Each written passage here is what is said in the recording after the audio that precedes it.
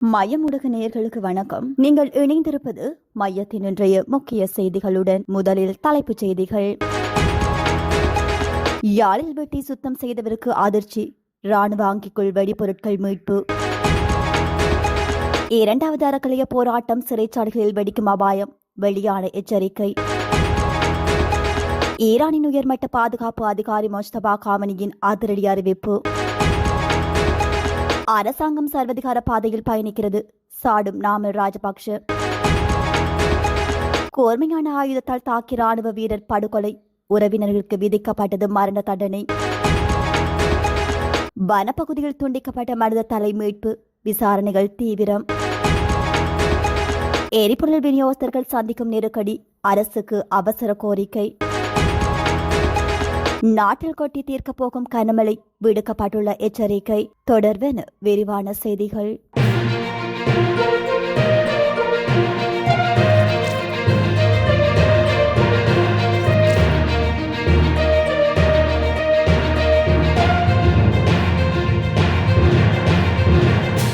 யாழ்ப்பாணம் வடமராட்சி கிழக்கு கட்டைக்காட்டு பகுதியில் வீட்டொன்றை சுத்தம் செய்தபோது ராணுவத்தினர் பயன்படுத்தும் அங்கியொன்று கண்டெடுக்கப்பட்டுள்ளது.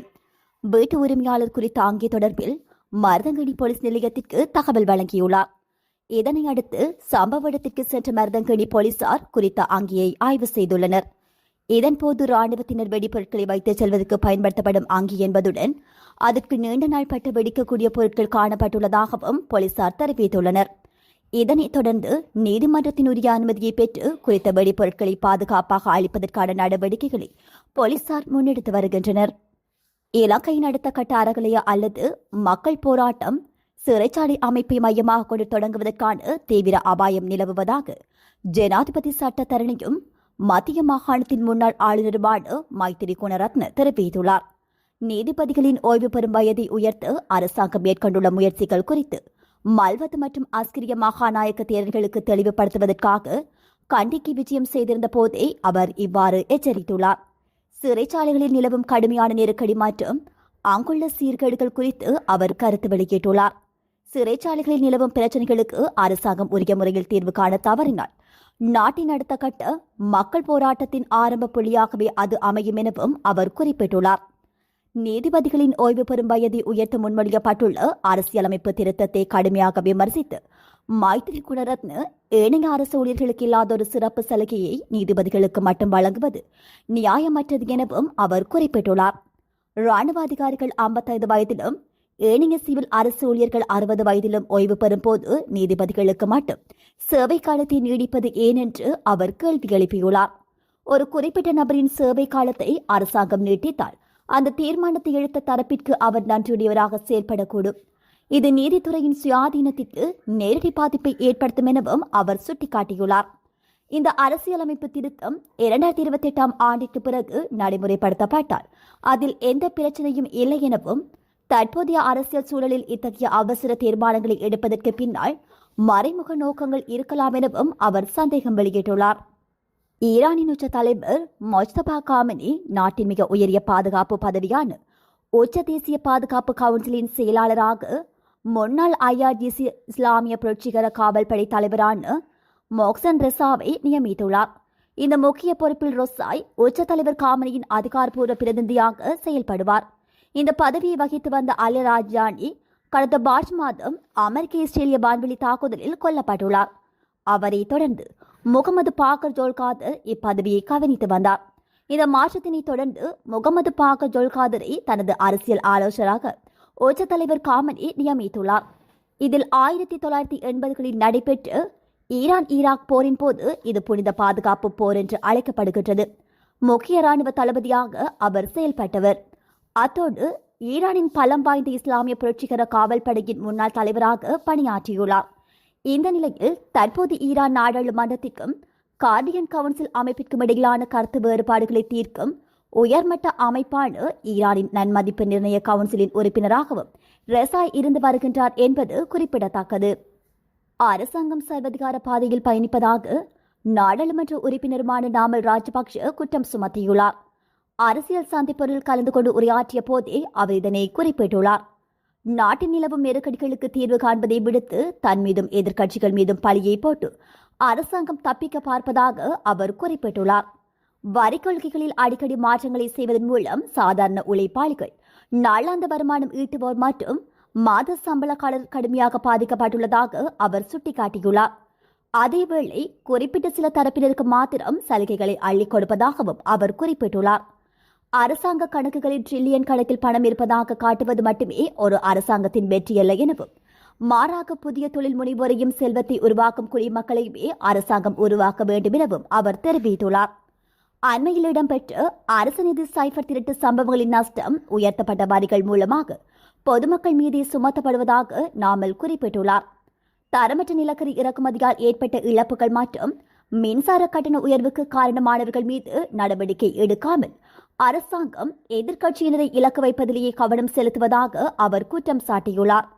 நீதிபதிகளின் ஓய்வு பெறும் வயதை அதிகரிப்பதால் மட்டும் நீதித்துறையின் தாமதங்கள் தீர்வு கண்டுவிட முடியாது எனவும் அவர் குறிப்பிட்டுள்ளார்.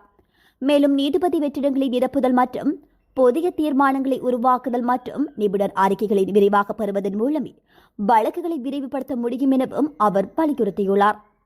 தங்கள் உறவினரான ராணுவ வீரரை கூர்மையான ஆயுதத்தால் தாக்கி கொலை செய்த ஒரே குடும்பத்தைச் சேர்ந்த 2 சகோதரர்களில் ஒருவருக்கு மரண தண்டனை விதிக்குமாறு பாலப்பிட்டிய உயர் நீதிமன்றம் சமீபத்தில் உத்தரவிட்டுள்ளது. இந்த கொலை தொடர்பாக பாலப்பிட்டிய மேல் நீதிமன்றத்தில் அந்த 2 சகோதரர்கள் மீதும் குற்றம் சாட்டப்பட்டிருந்தது. முதல் பிரதிவாதிக்கு மரண தண்டனை விதித்த நீதிபதி ருசிரா மெலிவத்து மற்றொரு பிரதிவாதியை விடுவித்து விடுதலை செய்யவும் உத்தரவிட்டுள்ளார். கடந்த ஜனவரி மாதம் 7ஆம் தேதி 2016 அன்று பாலப்பிட்டிய மேல் நீதிமன்றத்தின் அதிகார வரம்புக்குட்பட்ட பிட்டிகலாவில் LH மகேஷ் நிரஞ்சன் என்ற முன்னாள் ராணுவ வீரர் கூர்மையான ஆயுதத்தால் தாக்கி கொடூரமாக கொலை செய்யப்பட்டார். இந்த கொலையை குறித்த விசாரணையை தொடர்ந்து இறந்தவர்களின் உறவினர்களான ஒரே குடும்பத்தைச் சேர்ந்து 2 சகோதரர்களை காவல்துறை கைது செய்தது.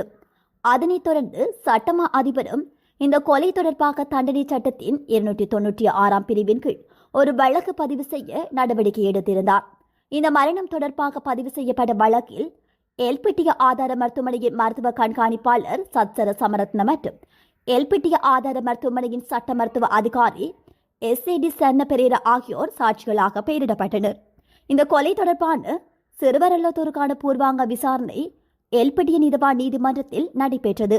மேலும் சட்டமா அதிபர் பிரதிவாதிகளுக்கு எதிராக குற்றப்பத்திரிகைகளை தாக்கல் செய்து மேலதிக விசாரணைகளுக்காக இவ்வழக்கை பாலப்பிட்டிய மேல் நீதிமன்றத்திற்கு பரிந்துரைத்திருந்தார். சட்டமா அதிபர் சார்பில் அரசு வழக்கறிஞர் செனூரி குணதிலக்கவும் பிரதிவாதிகள் சார்பில் வழக்கறிஞர் கஜன் மல்லியவடுவும் முன்னிலையானவர்கள். பெட்டிகள காவல்துறையினர் இந்த கொலை குறித்த விசாரணைகளை மேற்கொண்டிருந்தமை குறிப்பிடத்தக்கது. எல்லவெல்லவாய வீதியில் உள்ள வெள்ளவாய காவல்துறை பிரிவின் 3ஆம் கட்டிய பகுதியில் துண்டிக்கப்பட்ட மனித தலையொன்று கண்டெடுக்கப்பட்டுள்ளது. வீதி அருகே உள்ள ஒரு வனப்பகுதியில் இந்த மனித தலை மீட்கப்பட்டதாக தெரிவிக்கப்படுகின்றது. இந்த நிலையில் இதுவரை அந்த தலை குறித்து எந்தவொரு தகவலும் கண்டறியப்படவில்லை என குறிப்பிடப்படுகின்றது. அந்த வகையில் குறித்த விடயம் தொடர்பில் வெள்ளவாய காவல்துறையினர் மேலதிக விசாரணைகளை ஆரம்பித்துள்ளனர். இலங்கை பெட்ரோலிய கூட்டு தாபனத்தின் இழப்புகளை ஈடு செய்வதற்காக விதிக்கப்பட்டிருந்த 50 ரூபாய் வரியை நீக்குவதன் மூலம் மக்களுக்கு நிவாரணம் வழங்க அரசாங்கத்தினால் முடியும் என சுட்டிக்காட்டப்பட்டுள்ளது. பெட்ரோலிய விநியோகஸ்தர்கள் சங்கம் இதனை தெரிவித்துள்ளது. கொழும்பில் நடைபெற்ற செய்தியாளர் சந்திப்பில் கலந்து கொண்டு கருத்து தெரிவித்த போதே அச்சங்கத்தின் பிரதிநிதிகள் இதனை தெரிவித்துள்ளனர். இந்த விடயம் தொடர்பில் மேலும் தெரிவித்த அவர்கள், குறித்த இழப்புகள் தற்போது முழுமையாக ஈடு செய்யப்பட்டுள்ளதால் இந்த வரியை மேலும் தொடர்வது அவசியமற்றது என அவர் சுட்டிக்காட்டியுள்ளார். பெட்ரோலிய கூட்டு தாபனத்தின் இழப்புகள் ஈடு செய்யப்பட்டு விட்டதால் விதிக்கப்பட்ட 50 ரூபாய் வரியை நீக்கி நுகர்வோருக்கு அந்த நிவாரணத்தை வழங்க முடியும் எனவும் குறிப்பிடப்பட்டுள்ளது. தற்போது நடைமுறையில் உள்ள QR முறையும் எரிபொருள் விநியோக கட்டுப்பாடுகளும் மக்களுக்கு அசௌகரியத்தை ஏற்படுத்துவதால் அவற்றை உடனடியாக நீக்க வேண்டும் எனவும் வலியுறுத்தப்பட்டுள்ளது. எரிபொருளுக்கு விதிக்கப்பட்டுள்ள 18% சேர்க்கப்பட்ட மதிப்பு வரி மற்றும் விநியோகஸ்தர்களின் கமிஷன் தொகை 3%இலிருந்து 1.6% குறைக்கப்பட்டமையால் தாம் கடும் பொருளாதார நெருக்கடிகளை எதிர்கொண்டுள்ளதாகவும் அவர்கள் தெரிவித்துள்ளனர். இலங்கைக்கு புதிதாக வருகை தந்துள்ள சினெஃபக் மற்றும் RM பாக்ஸ் போன்ற நிறுவனங்களுக்கு பல்வேறு சிக்கல்களை எதிர்கொண்டு வருவதாகவும் இந்த விடயம் தொடர்பில் அதிகாரிகள் உடனடியாக அவதானம் செலுத்த வேண்டும் எனவும் பெட்ரோலிய விநியோகஸ்தர்கள் சங்கம் மேலும் வலியுறுத்தியுள்ளது. சப்ரகமுவ மற்றும் மேல் மாகாணங்களிலும் அத்துடன் கண்டி நுவரெலியா காலி மற்றும் மாத்தறை மாவட்டங்களிலும் அடிக்கடி மழை அல்லது இடியுடன் கூடிய மழை பெய்யக்கூடும் என அறிவிக்கப்பட்டுள்ளது. வளிமண்டலவியல் திணைக்களம் இன்று விடுத்துள்ள அறிக்கையில் இந்த விடயம் தெரிவிக்கப்பட்டுள்ளது. இதன் அடிப்படையில் ஊவா மாகாணத்தின் சில இடங்களிலும் அத்துடன் அம்பாறை, மட்டக்களப்பு மற்றும் முல்லைத்தீவு மாவட்டங்களின் சில இடங்களிலும் பிற்பகல் 2 மணிக்கு பின்னர் மழை அல்லது இடியுடன் கூடிய மழை பெய்யக்கூடிய வாய்ப்புகள் காணப்படுகின்றது. வடமேல் மாகாணத்தின் இடைக்கிடையே மழை பெய்யக்கூடும். மத்திய வடமத்திய, வடமேல் மற்றும் தென் மாகாணங்களிலும் அத்துடன் திருகோணமலை மாவட்டத்திலும் மணித்தியாலயத்திற்கு சுமார் 30 தொடக்கம் 40 கிலோமீட்டர் வேகத்தில் அடிக்கடி ஓரளவு பலத்த காற்று வீசக்கூடும். இடியுடன் கூடிய மழை பெய்யும் போது தற்காலிகமாக வீசக்கூடிய பலத்த காற்று மற்றும் மின்னல் தாக்கங்களினால் ஏற்படக்கூடிய பாதிப்புகளை குறைத்துக் கொள்ள தேவையான முன்னெச்சரிக்கை நடவடிக்கைகளை மேற்கொள்ளுமாறு பொதுமக்களுக்கு அறிவுறுத்தப்பட்டுள்ளமை குறிப்பிடத்தக்கது. இத்துடன் மையத்தின் இன்றைய முக்கிய செய்திகள் நிறைவு பெறுகின்றன. நன்றி.